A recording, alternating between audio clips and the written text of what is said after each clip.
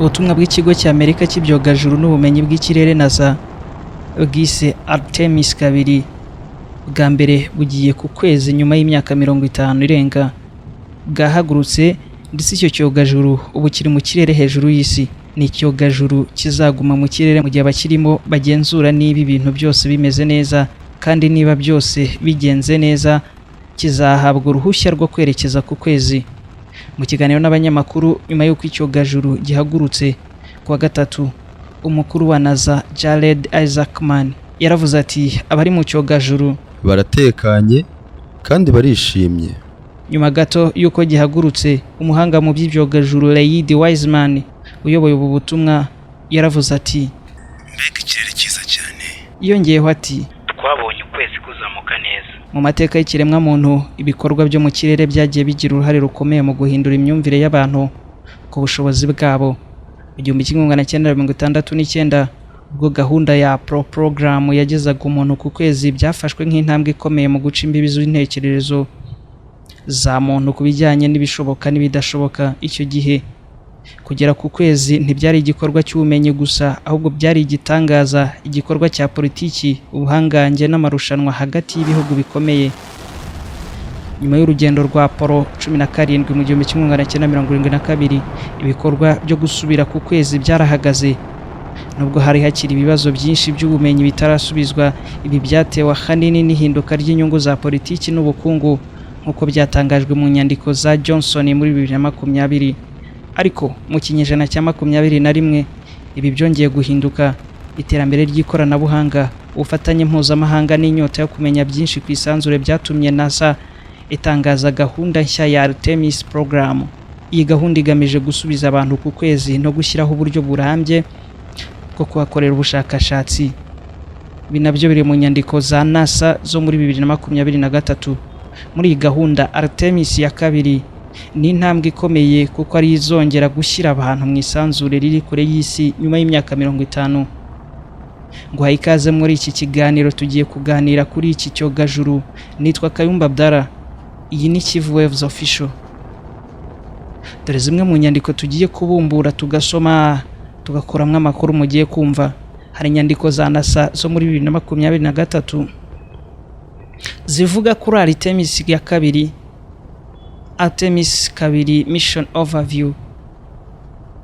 NASA yarongeye irandika muri 2022 Orion Spacecraft System. European Space Agency nayo yaranditse muri 2023 iti Human Space Flight and Psychology. Canadian Space Agency bati ntitwatanzwe muri 2023 Astronaut Program and Artemis 2. Johnson nawe arandika muri 2020 ati The Return to the Moon. Smith Jr.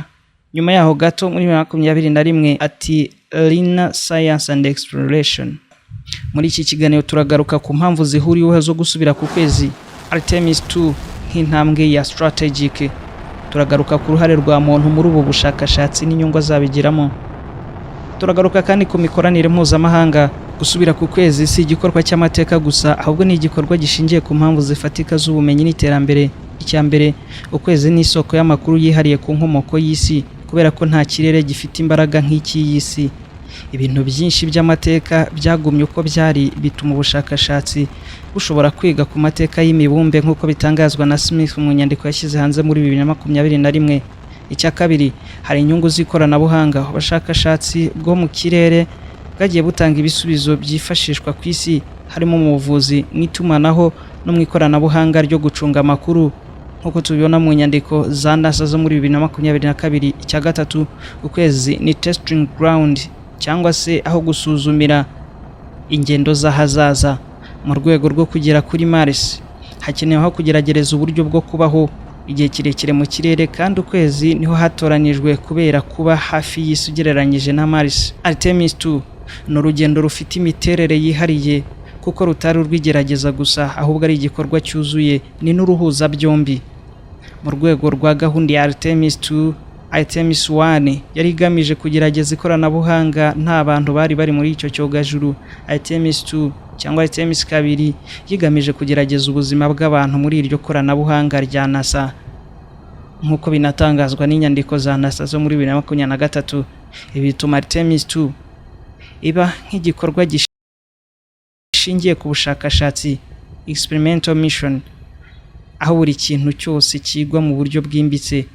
Hari uburyo bwo gutwara abantu mu kirere cyangwa kubajyana mu kirere, hari uburyo bwo kubarinda imirasire y'izuba, hari uburyo bwo kugenzura imigendekere y'icyogajuru n'ibindi.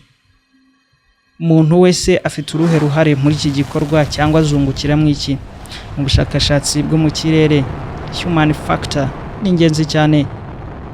Nubwo ikoranabuhanga ryaba rigezweho gute, bisaba abantu bashobora kurikoresha neza mu bihe bigoye. Abazajya muri uru rugendo barimo Lady Wiseman, Victor Grover, Christian Koch, Jeremy Hansen. Ndaza kubabwira abari bo mu busanzwe. Aba bantu bafite ubunararibonye mu by'indege n'ubushakashatsi, ariko igikomeye kurushaho ni ubushobozi bwo gufata ibyemezo mu bihe by'akaga. Mu bushakashatsi byagaragaje ko psychological resilience ari ingenzi mu ngendo ndende zo mu kirere. Kuba kure y'isi, kuba mu mwanya ufunze, no kuba nta bufasha bwihuse buboneka, byose bisaba imbaraga zidasanzwe z'imitekerereze, kandi bazahura nabyo nta kabuza.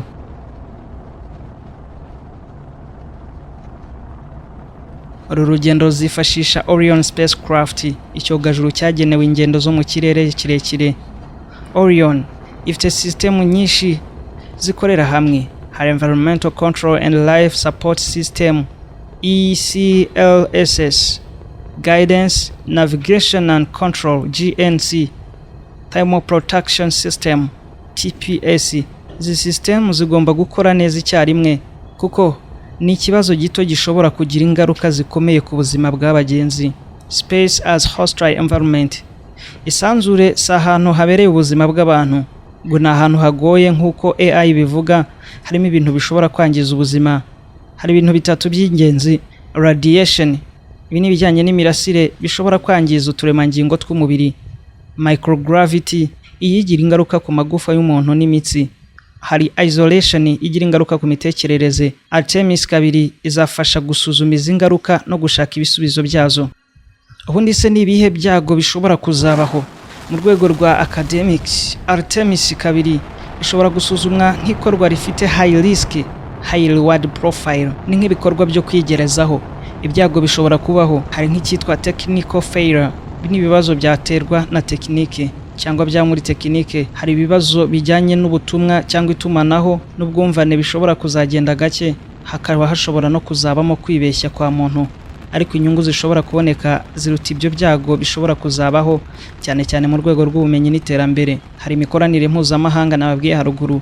Kuba harimo Jeremy Hansen wo muri Canadian Space Agency bigaragaza ko Artemis 2 ari igikorwa mpuzamahanga mu bushakashatsi bwo mu kirere. Ubufatanye buba ari ingenzi kuko bugabanya ibiciro kandi bugahuza ubumenyi. Artemis 2 ni intambwe iganisha ku ntego nini, kugera kuri Mars.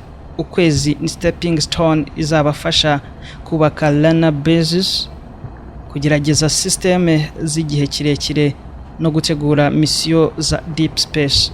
Artemis 2 ni igikorwa kirenze urugendo rw'ikoranabuhanga. Ni ikimenyetso cy'uko ikiremwa muntu gikomeje gushaka kumenya, kugerageza no kurenga imbibi.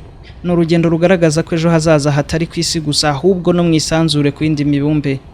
Mu bushakashatsi bwo mu kirere hari ihame rikomeye rivuga ko ikoranabuhanga rishobora kunozwa, ariko umuntu ari we riturutseho kandi ari nawe rirangiriraho. Ibi bisobanura ko nubwo hari iterambere rikomeye ry'imashini na artificial intelligence, igifite umwanya wa mbere utasimburwa n'umuntu. Mu rwego rwa Artemis 2, guhitamo abagenzi ntibishingira ku bumenyi gusa, ahubwo binashingira ku bintu byinshi by'ingenzi nk'ubushobozi bwo gukorera mu matsinda, kwihangana mu bihe by'akaga, ubunararibonye mu ndege n'ubushakashatsi, kongeraho imitekerereze ihamye, psychological resilience. Ibi byose nibyo bituma crew ya Artemis cyangwa se iryo tsinda rya Artemis 2 ifatwa nk'itsinda ry'ubwenge, elite team mu rwego rw'isi. Lady Wiseman, twinjiye muri ya team nyine, muri rya tsinda, ni umuyobozi w'uru rugendo, commander. Lady Wiseman ni umwe mu bayobozi bafite ubunararibonye bukomeye mu bya gisirikare no mu by'indege zo mu kirere. Yabaye umupilote w'indege za gisirikare, naval aviator, mbere yo kwinjira muri NASA. mu mateka ye yigeze gukora urugendo rurerure ku cyogajuru cya International Space Station ISS. Yagaragaje ubuyobozi mu bihe by'akazi katoroshye, yize amasomo ajyanye n'ubumenyi n'ikoranabuhanga engineering. Mu rwego rwa analysis, Wiseman ahagarariye command leadership model ikoreshwa mu bushakashatsi bwo mu kirere, aho umuyobozi agomba kuba ashobora gufata ibyemezo byihuse kandi byizewe. Muri Artemis 2 azaba ari ufite inshingano zo kugenzura imigendekere y'uru rugendo, gufata ibyemezo mu bihe by'akaga, guhuza ibikorwa by'itsinda. Victor Grover, pilot, uyu ni umuderevu akaba n'umunyamwuga mu by'indege. Victor Grover ni umwe mu bapilote bafite ubunararibonye buhambaye kandi yabaye umwe mu bantu ba mbere bafite inkomoko muri Afurika bageze ku rwego rwo hejuru muri NASA. Amateka ye mu ncamake: yabaye pilote w'indege z'intambara, test pilot, yigeze kujya muri International Space Station, afite ubumenyi muri engineering n'imiyoborere. Mu isesengura rya academic, Grover ahagarariye technical precision and operational discipline. Ni umuntu ufite ubushobozi bwo gukorana n'imashini zifite complexity nyinshi kandi agafata ibyemezo neza. Mu rugendo rwa Artemis 2 azaba ashinzwe kugenzura imikorere y'icyogajuru, gufasha wa mukomanda mu gufata ibyemezo no kugenzura systeme z'ingenzi. Hari Christina Koch, umunyabumenyi n'umushakashatsi. Christina Koch ni umwe mu bagore bageze kure mu bushakashatsi mu byo mu kirere, yamenyekanye cyane kubera kumara igihe kirekire kurusha abandi bagore ku cyogajuru cya ISS. Mu mateka ye afite ubumenyi muri electrical engineering, yakoze ubushakashatsi mu bice bikomeye bikonje cyane ku isi muri Atlantika, yagaragaje ubushobozi bwo gukora mu bihe bikomeye. Mu rwego rwa analysis, Koch ahagarariye icyitwa scientific endurance and adaptability, umuntu ushobora gukorera mu bihe bikomeye kandi agatanga umusaruro mu bushakashatsi.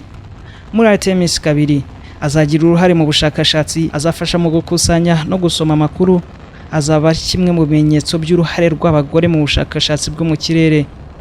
Jeremy Hansen, ikimenyetso cy'ubufatanye mpuzamahanga. Jeremy Hansen ni umunyakanada uhagarariye Canadian Space Agency muri Artemis 2.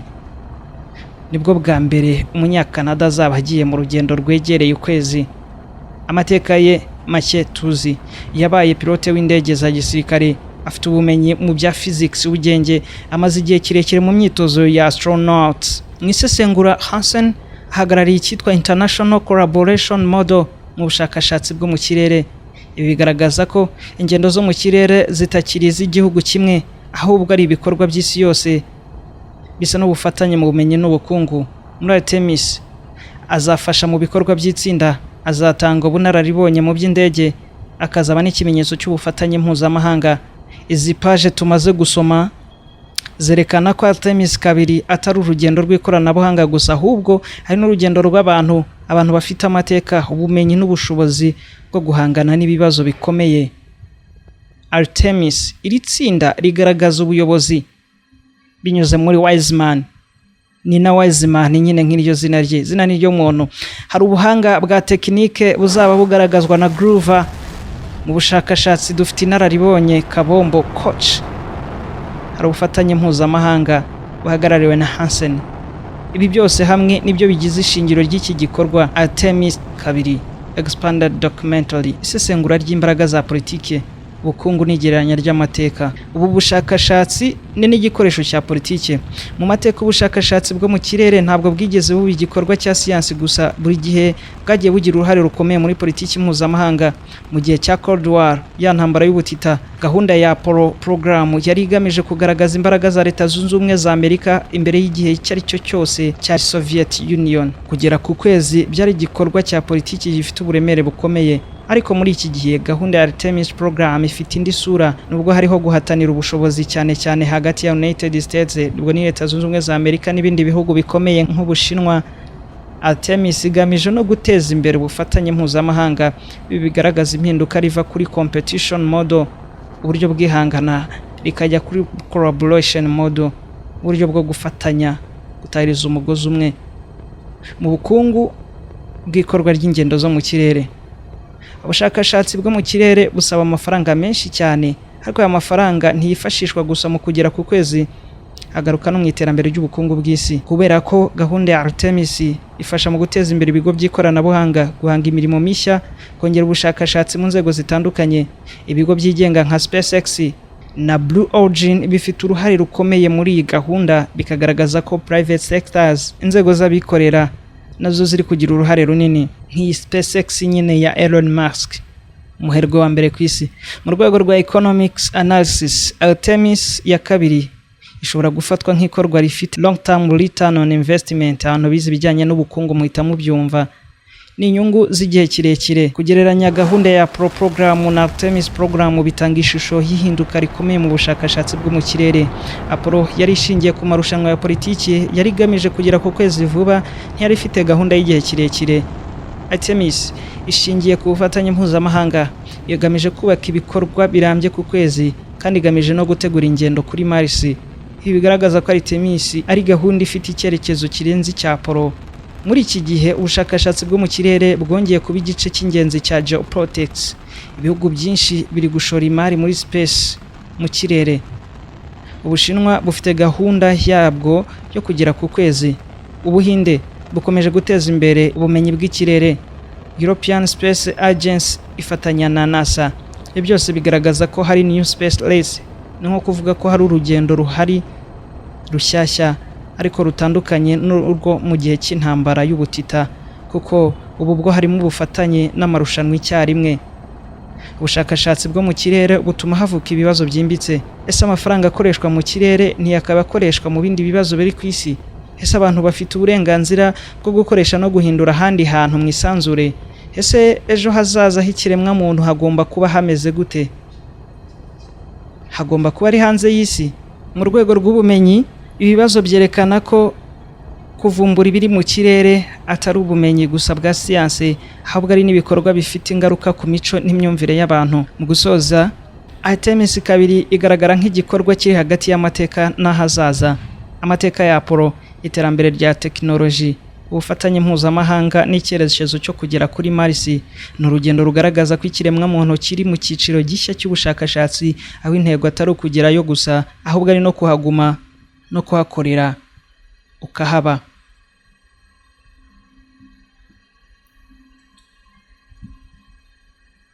Muri iki cyegeranyo twabonye ko Artemis kabiri ari igikorwa cya siyansi, igikoresho cya politiki, isoko y'ubukungu n'icyemezo cy'ahazaza.